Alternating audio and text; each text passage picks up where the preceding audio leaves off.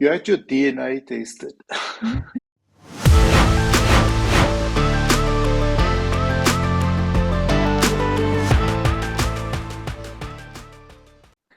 Okay, I don't think. Well, I hope you're not that big a threat to to mankind that it would I've got this huge warrant platform somebody. where sometimes we get one viewer on our podcast. Uh, so what did you learn from your DNA test? So it's just there's a lot of contradiction and it seems like very Yeah, generic information and not really specific to what my results were.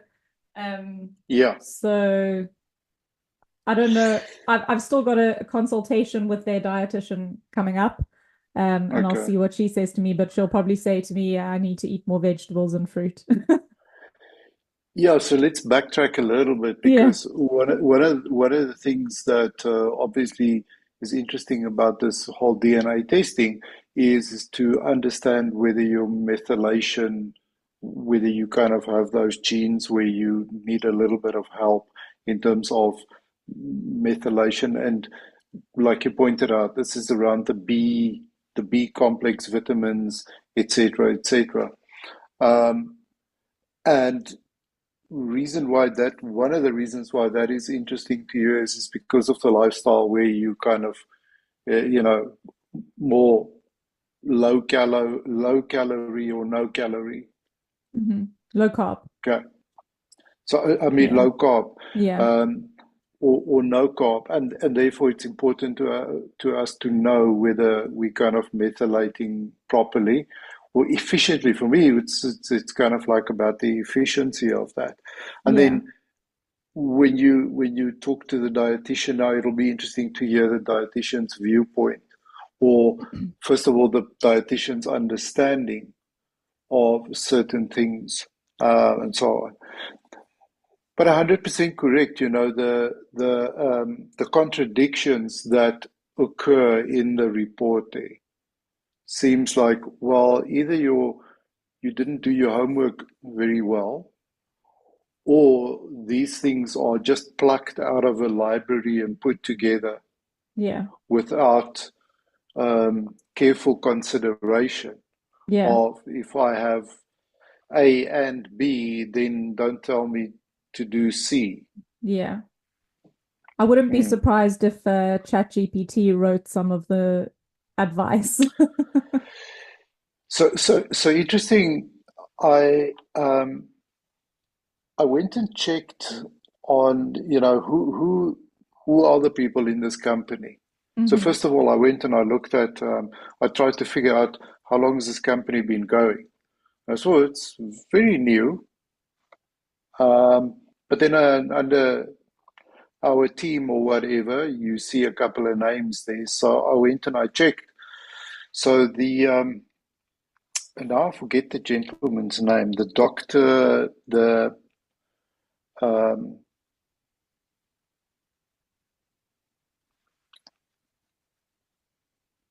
the chief. I can't remember the title that they give him. Let me just quickly find that because Yeah. I'll also try pull it up. it is Company. So there's the CEO is Andrew Steele. yeah, Dr. Brian Cox is their medical advisor.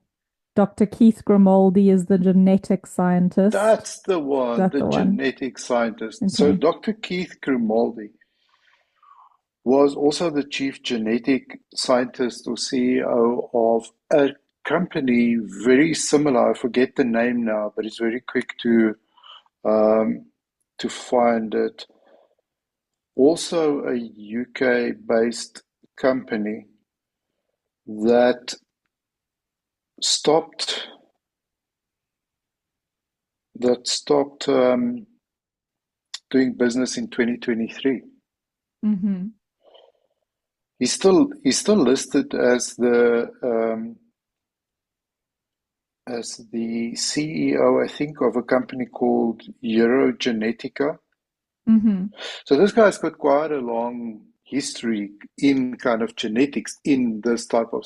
So the, it's a pity I didn't make a note of the company. the previous company, it doesn't look like any of the other people that are involved now in Stride was involved in that other company as well. Okay. Um, but exactly the same services. Okay. So you can think, I mean, they do the DNA testing and then they tell you based on this and that that we see, this is what you should eat and this is what you should be careful of and so on. And I was just wondering, why did he, why did the other company that he was involved in, um, why, why did they stop? There could be many reasons. I'm not Yeah. saying that there's anything dodgy about it or whatever. Um, but that was an interesting thing that I saw. Very similar company did business from 2019 to 2023. Um, you can go to company's house and you can see their filings for the last Yeah. couple of years and so on. Um, anyway, so he's now kind of bringing that same concept, etc., to Stride, or what is their name? Yeah. Stride. Stride. Yeah, Get stride yeah. or yeah. Get Stride. Correct. Anyway, so I was kind of wondering, and because of these contradictions that occur there in the that made me kind of go and look and see what's kind of the background. Where do these people come from, and so on and so forth, you know.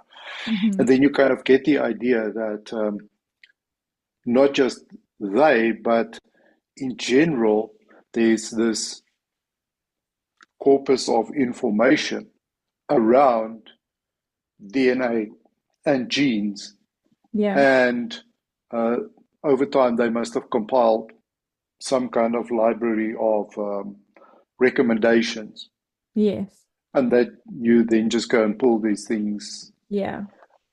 Like I and don't then think based there's on, an yeah, individual going through your report and making sure that they all no, for sure, track. for sure. Yeah. So, so are you any wiser post Um, the reports?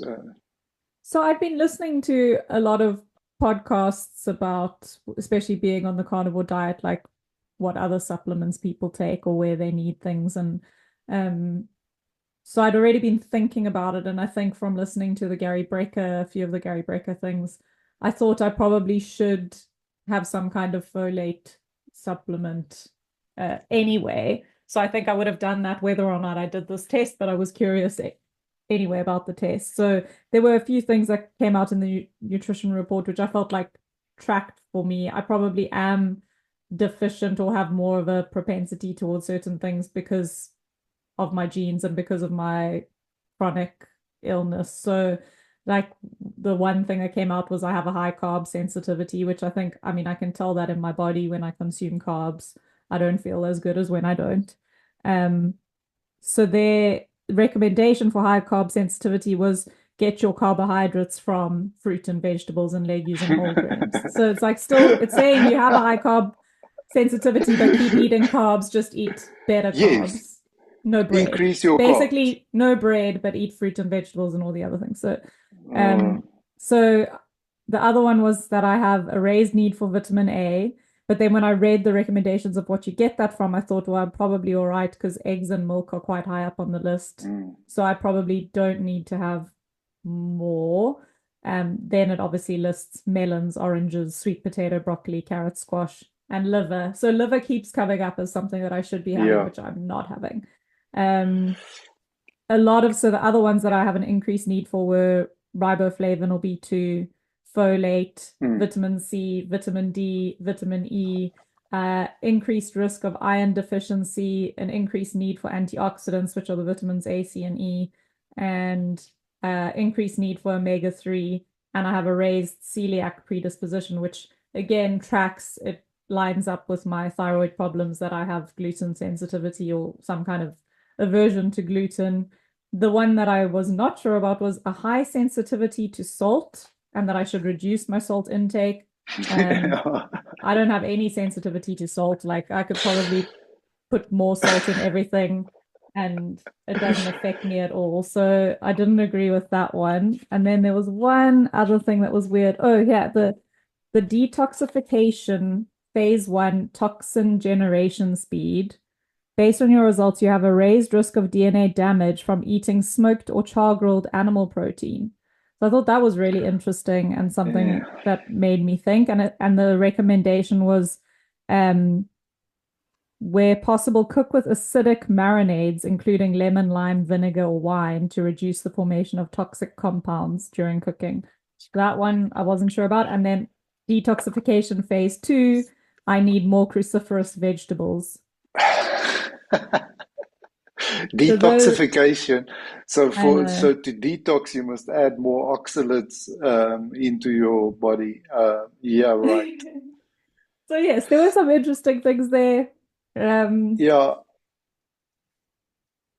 I the would again, I would question some of those recommendations. What is the science that is behind that, and how did they get to that?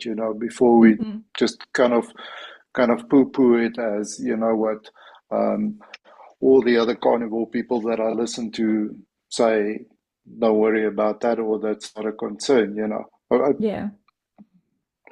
I definitely think that there's a there are a few of those things that I mentioned there, which, well, you kind of, because you have the gene, they assuming that you are eating a standard American diet Yeah. type, the food pyramid, etc., etc.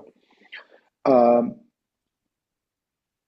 what would be interesting to see is if you get blood work done Hmm.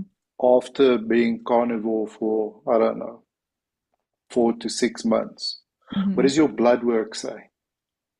Because a lot of what you mentioned there, you should be able to check and correlate with a blood panel. Yeah. So in other words, do I have enough vitamin D, vitamin E? So vitamin D, obviously, that's free and for nothing. You must just go outside and get it. Um, the vitamin E, the vitamin A, all the vitamin Bs and all of those things are plentiful in what you eat. Hmm. Um, the vitamin C, I think, I don't really know what exactly the answer is around the vitamin C. Hmm. And would you really need a lot of vitamin C if you don't consume a lot of the other things? Yeah. So, in other words, the bottom line for me is, well, okay, cool. All of those things are pretty valid. You've already seen that with your most recent blood test, your thyroid condition is doing better. Yeah. Fully expecting that to not be an issue in 6 months to a year. I have my next Um, test in a month, so that will be oh, an okay, interesting cool. one. Yeah. That'll be Yeah. nice to see. Anyway, so that's just my observation around some of these. So by the way, the other thing about which come up a lot is the liver, the liver, the liver. Hmm. Um, Lots and lots and lots of carnivores that I follow don't consume liver or any organ meats, Hmm. um, and neither do I, because I feel like I'm in a good enough place. I don't really miss anything there. You can buy liver in tablet form. Yeah. So there's a company that I found here in SA that they do liver, heart, kidneys, etc. that they do from grass-fed, um, free-range animals. Hmm. They then dry them and put them in capsule form. Yeah. So one can do that if you feel that there's a need. Why would they suggest more liver? Is that because of the iron? Let's Can't see. remember It if it came up a was. few times. One was for folate. Okay. Um, what's the other one? Vitamin A. They also say liver. Riboflavin, they say liver. Yeah, but I mean, A and riboflavin you're going to get from a piece of steak as well. Yeah. You see, again, I think the assumption is that you eat very small portions of animal protein. I mean, you eat 2 or 4 eggs, you're going to get so much of that. Yeah. Um, the other thing which you also can consider now that you know the DNA makeup, you get I mean, there's so many different variations of these, a methyl support supplement. Mm-hmm. Because my DNA test also said that I have a methylation, the gene that says I need a little bit of help with methylation. I've taken one of those methyl support supplements. I mean, and you don't need a prescription for that. You can get it at you'll find it on Amazon Yeah. easy. Just look for Yeah. methyl support and just get a brand that you kind of trust where you can. I can tell you after taking that for, I don't know, the better part of 6 months, I can't, I can't say that it's made any difference. Okay. Really not. Yeah. So, um, look, I think it's a worthwhile exercise Yeah. to go through. You may not. So, so one of my concerns, or not, one of my comments about this Get Stride company is they offer the DNA testing as a service, Mm-hmm. but clearly their objective is to sell you some other shit, Yeah. which is why you're getting this. I mean, there's a whole dietitian and et cetera, so Mm-hmm. on. And I'm not saying that it has zero value, but I would rather go to some place that just gives me the actual Yeah. results Yeah. of my DNA. Well, my And concern was that then, I wouldn't be able to interpret it or wouldn't know where to go next. So that's why I wanted these oh, kind of reports. okay, okay, Um, which I mean, I think they're interesting and they're useful and it gives you food for yes, thought. And I don't know, I did think about it. I have ordered some 5-methylfolate, but that, like I say, I was okay, thinking about doing that because I heard Gary Brecker saying it can't do you sure, any harm. And if you do have this gene, it's probably good for you to have it. And omega-3, because I know that came up a lot and I don't eat a lot of fish. Um, so I bought those two supplements. I'll see how they make me feel. And I've been thinking about whether I need a vitamin C supplement, but probably once every 2 weeks or 3 weeks, I'll buy myself some watermelon or nachos or something that I just feel like, and I'll have one yeah, or two. which is a And so much better way than, I yeah, feel like I'm getting probably some vitamin C from that. Maybe it's not enough. yeah. Maybe it's not a daily intake, but it's I don't feel bad. So I think there's probably not much that I need That's to the thing, man. change. Yeah, that's the thing. Is if you don't feel and if you have no condition where you can say, and that's why I go back to my blood tests. I was actually thinking about it the other day. I would, I would have liked if I could do bloods once a month, Hmm. just because I'm on this kind of mission to kind of Yeah. make sure, you know, so that I can check these things. And I would, and the way that I thought about it is rather than me buying a whole bunch of supplements, and I can't remember who was it that said that if you can if you can afford supplements, you probably don't need them. So in other words, meaning You're don't buy probably the getting the supplements, just right. just buy just buy the correct food Yeah. and do the right things. So because I'm always thinking about these things about, geez, am I just taking these supplements and I'm not getting any value out of them? Yeah. So, which is why I cut everything, and I still, and I'm probably going for quite some time now, where I've got this methyl support, methylation support supplement, which I've probably got about 2 weeks worth of supply, and I made the decision that I'm not going to buy it again. Hmm. I'm going to for the next 3 months or so before my next blood kind of panel is scheduled. I'm going to go without that methyl support, and I'm going to see if I. And the Hmm. only other thing that I take is the magnesium because I Hmm. know that that stopped the cramps. And other than that, I don't take anything. I'm not Yeah. planning to. So omega 3, why do they reckon you need omega 3? Because omega 3, you just eat a couple of eggs. You get omega-3 from eggs. Oh, yes, I think. The page 17 of my nutrition report. Let me just see what it said here. I used up all the ink in my printer printing out all these reports. Uh, 17 omega-3. Based on your results, you have a raised need for omega-3. They play an anti-inflammatory role in the body and help to reduce chronic inflammation. DHA is a key structural component of your eyes, nervous system, and other cell membranes. Can help with recovery from various biological stresses, such as poor diet, injury, and infection. So it says it's found in small amounts in egg yolks when chickens are raised on pasture. Um, it calls out vegetarians and vegans specifically and says Yeah, that the plant form of omegas don't convert well into DHA. So 100%.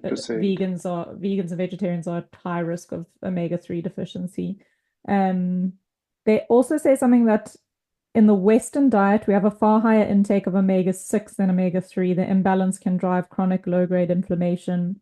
For optimal health, aim for close to equal intake of both. So I have no idea how much of either I'm getting, but I know I don't have very much seafood in my diet. And the other one was on my fitness report. My DNA shows that I have slow recovery, and apparently omega-3s can help with recovery. Um, and my injury risk is high.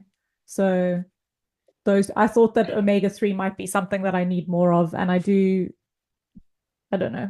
I don't, thought it was worth a try. So eggs contain omega-3 fatty acids. The amount depends on the diet of the hens, obviously. I mean, Hmm. that's logical. So you just buy the best possible eggs you can and eat your eggs, and you're going to get your omega 3. And then to boost that, add a piece of steak. Beef contains omega 3 fatty acids, but the amount is generally quite low compared to other sources like fatty fish or flaxseed. Hmm. Flaxseed has got so many issues with. Um, anyway, grass-fed beef tends to have higher levels of omega 3 compared to grain-fed beef.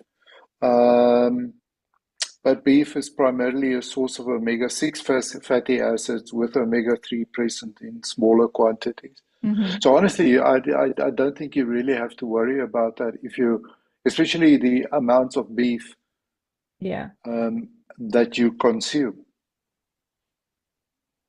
You know, if again, if these things show up in a blood panel Yeah. in a couple of months that they low, then supplement. But if you go and spend the money on it now and you then see it is sufficient, then you wouldn't know whether it was anyway. I like your thinking around your vitamin C in terms of rather than popping a pill, um, once a week, eat a piece of fruit which Yeah. you enjoy. It's not going to harm you. It's not going to, you know, make you turn into a sugar Yeah. junkie again. Yeah. And as long as it doesn't make you feel worse, then there's Yeah. absolutely nothing wrong with it. Well, it's very interesting because I typically don't like fruit. I've never liked fruit. I've always avoided fruit.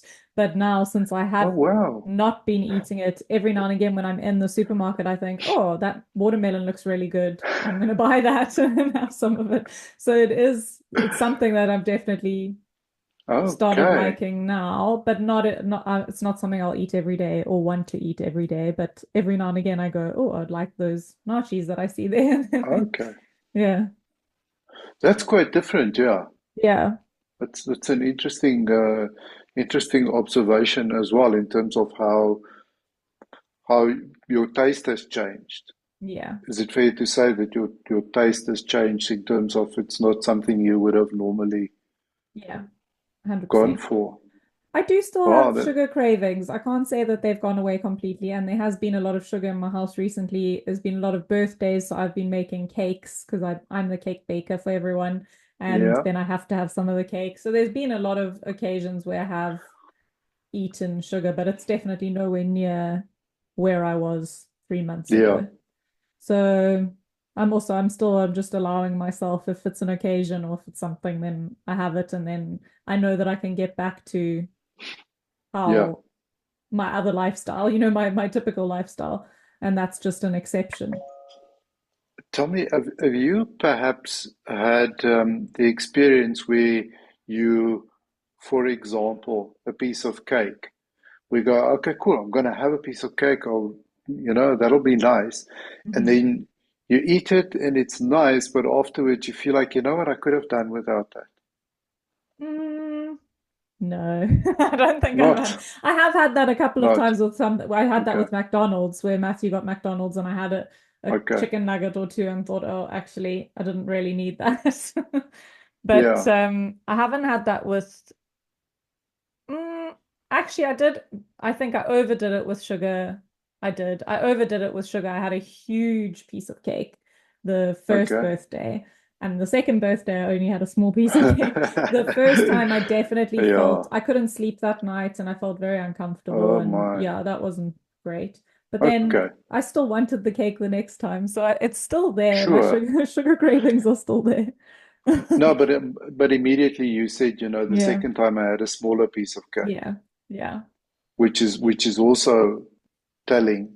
Um, okay, yeah, no, because it's happened to me. I mean, same thing, if I'm somewhere and it is a birthday and there is an occasion or whatever, I will yeah. have a small piece of cake. But I've also now kind of figured out, what is like a portion for me that works Yes. well.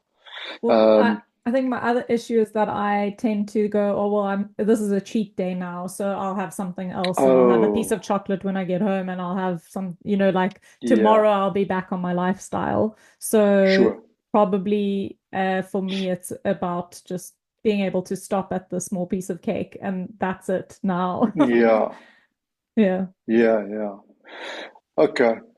No, because as I say, I've kind of had that now once or twice where I was recently um, at one of my favorite ice cream shops, Yeah.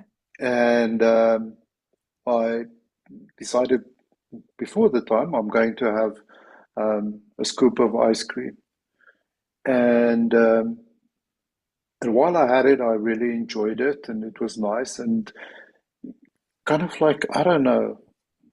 Even minutes afterwards, I thought to myself, you know what, I actually could have done without that. Yeah. Yeah. I wouldn't have missed it if anyway, I didn't have any negative effects or whatever, and it wasn't like I felt like Mm. but like with quite a few other things, I, I found that even though I prepared myself with, I'm going to be okay, I'm going to eat this meal. And then when it gets closer to the time, I feel, yeah, you know what, I don't really want that. Hmm. So, um, and then I just revert back to, okay, cool. I just feel like a piece of steak. Yeah. That's all that I want to do now. And I haven't regretted the decision. So, another example is I was out and I was hungry and I haven't eaten. Oh, I did another experiment for a while, which I'll get back to now. Anyway, um, I thought I'll treat myself to a toasted cheese sandwich, Hmm. sourdough with cheese and bacon. That's not too far off the rails Yeah. anyway. So, And I just regretted it afterwards. It wasn't Yeah. as tasty, and maybe it was just the place where I had it and the way that they prepared it and so on wasn't as great as I expected. But anyway, so I have more and more of these occasions where I go, Yes. that's fine, I'll go and eat this or whatever. And there's no guilt associated with how I feel afterwards. Mm-hmm. It's just like, you know what, a piece of steak or just a hamburger patty would have been a better option, Yeah. something like that. I did have that as well. My sister and I were traveling and we went into McDonald's and I Yeah. ordered just the patty. And the Uh-huh. guy called my number out because you do it on the screen. And the guy called my number out. He's like, "Are you sure?" Because I'd added a burger and then minus the roll, minus the lettuce, minus Yeah. the mayonnaise, minus everything else. And he said, "Are you sure? Like, have you done something wrong here?" So I said, "No, I just want the patty." And then he was Yeah. like very confused, but I ended up with just a patty. And then we ended up at a McDonald's again the next day. And I didn't feel like going through all the thing about, yes, I just want the patty. So I ordered a wrap instead, a chicken wrap, because I thought that's healthier than a burger. And then while I was eating it, I thought I should have gone through all the thing and just done the patty again because this is not really what I Yeah. feel like. Yeah. Yeah. You should have gone for the, what is it, the Big Mac with cheese and then worked from there down and just left the two patties and the cheese. Yeah. Um, anyway, the other experiment that I recently did is I can't remember if we spoke when I did. Oh yeah, we did speak when I The after I third, did my 48-hour yeah. fast, and then I decided to do the 36 hours. Oh, once a week or every other No, day. no, It yeah, was yeah. So I 36, 12 or so something. I decided, yeah. So you fast for 36 hours and then you eat in a 12-hour window. Mm-hmm. So it basically means that you eat every second day. And I initially said to myself, I'm going to do it for 4 weeks. See how that. I stopped after 3 weeks. Okay. Um, Not because I was too hungry or whatever, but I just became kind of bored with it, and I was away, and Mm. anyway. So, but but that was interesting to go through that experience of eating every other day. Yeah. Quite quite different. So I still drank coffee, and I added raw cream to my coffee. But I add like 3 teaspoons of cream to a cup of coffee. So Mm-hmm. it's not a hell of a lot. And I did test to check that it doesn't elevate my blood sugar. Yeah. And I've got ketone strips that I test with every now and then as well. And the blood ketone strips, not the Mm-hmm. urine strips. Apparently, those are pretty useless in terms Yeah. of I've heard that reporting too. ketones. Yeah. So, so anyway, so I went through that. For me, it was after I did it for the first couple of days. It was more a question of the willpower than it was about the eating and the hunger Mm-hmm. and that sort of thing. It's like the willpower and the discipline to do it. Yeah. And I was happy that I proved that to myself after 3 weeks. So interestingly, I didn't lose any weight Yeah. in the 3 weeks. It is not like I felt like when it was time for me to eat, that 12-hour window to eat, that I ate yesterday's food and today's food Yes. in that Yeah. 12 hour. I saved a hell of a lot on food by just Yeah. eating every second day. That part is true.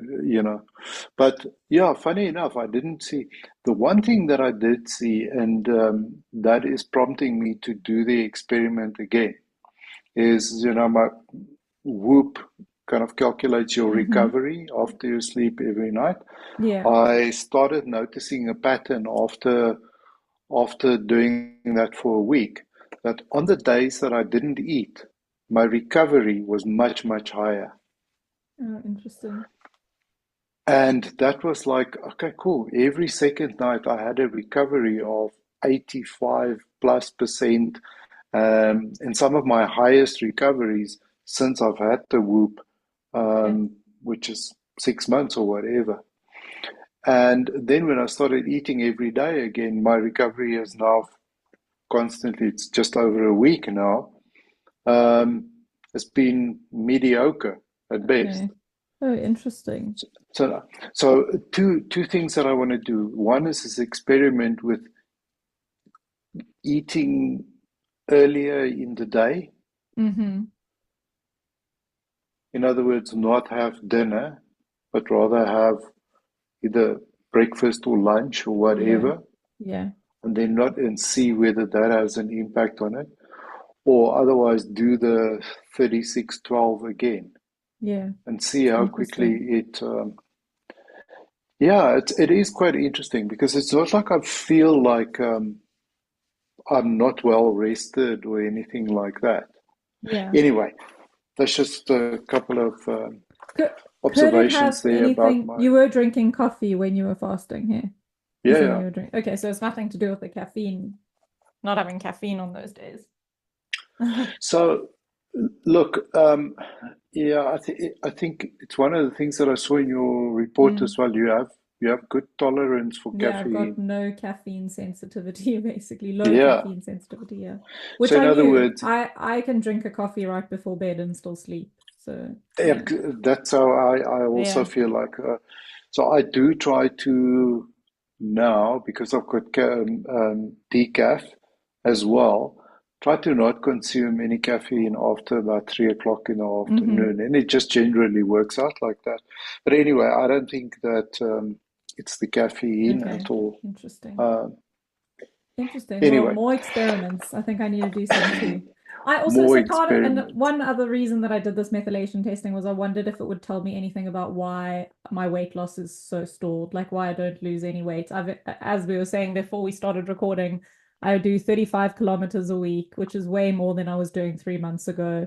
I've added in a little bit of, not much, resistance training every now and again, but my diet has changed completely. I've cut out so much sugar, cut out carbs, and I'm still not losing any weight. So I did wonder Yeah, if there was anything in this report that might help me there. So I haven't yeah, seen it's anything interesting. specifically, Yeah. but it's, yeah, something that I'm curious Yeah, about. no, it is interesting. I have seen that for some people it takes a bit longer Hmm. before they kind of reach that point where they kind of drop.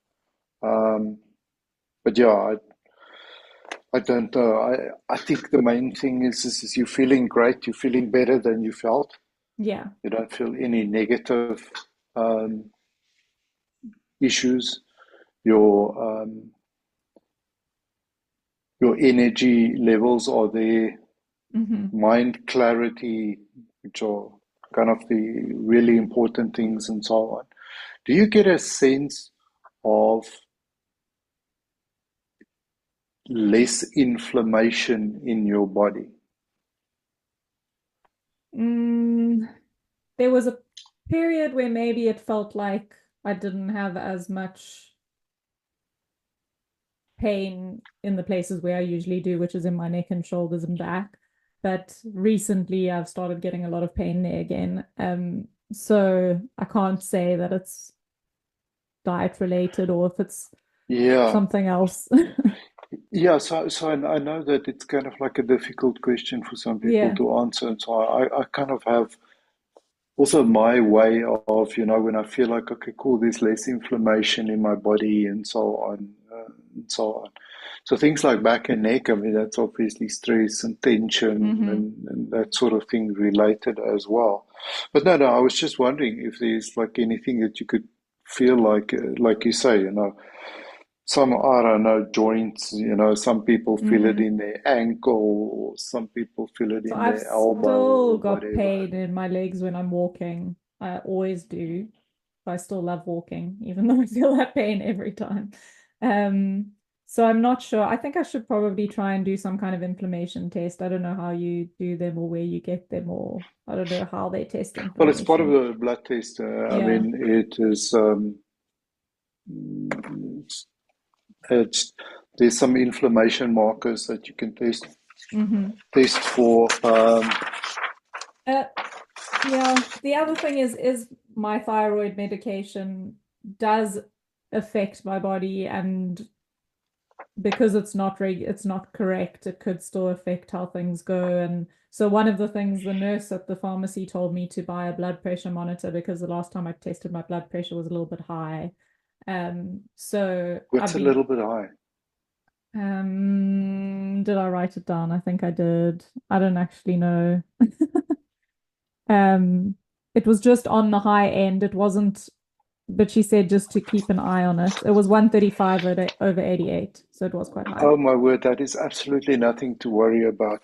Do yourself a favor, But anyway, go I did and buy a blood pressure monitor and it's been in the like 112s. Like it's been fine. So so that's another interesting thing. If you just go and read up a little bit about the history of blood pressure, you know, this 120 over 80 is a yeah, fairly recent kind of number that they settled on. It's like they can change these numbers yeah. Also, I had every just now been and for then a for. 7K walk before they tested it the last time. And I said to her, I've No, just you been for can't a do that. 7K Yeah. walk. And she's like, oh no, that No, you shouldn't can't do affect that. it this much. No, she doesn't know So, anything, man. but Yeah, because anyway, that's very important when you take your blood pressure as well. yeah, you should be I rested. mean, it's like, Yeah. yeah, okay, that's Anyway, interesting. lots of experiments, Yeah, lots to figure out. We'll talk yeah, more about this, I think. yes. I'm glad you're still feeling great and that you're still sticking to it. Yeah. Um, Interesting. Thank you. Chat Thanks. soon. Yes, we will.